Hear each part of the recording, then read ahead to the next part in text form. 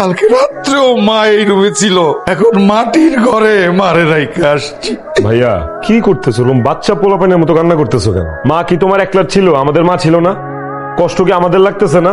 আল্লাহর দোহাই লাগে এভাবে কান্নাকাটি করো না। হ্যাঁ ভাইয়া, শাকিব তো ঠিকই বলেছে।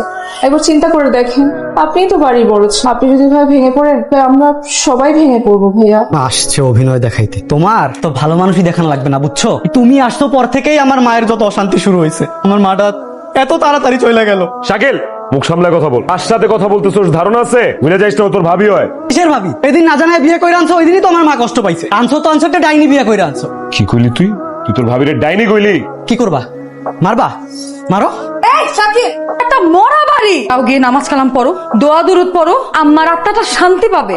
এখন যাও, যে যার যার ঘরে যাও। আর সজীব, বড় ভাইয়ের কাছে মাফ চাও। কিসের ভাই? মানি না আমি ভাই।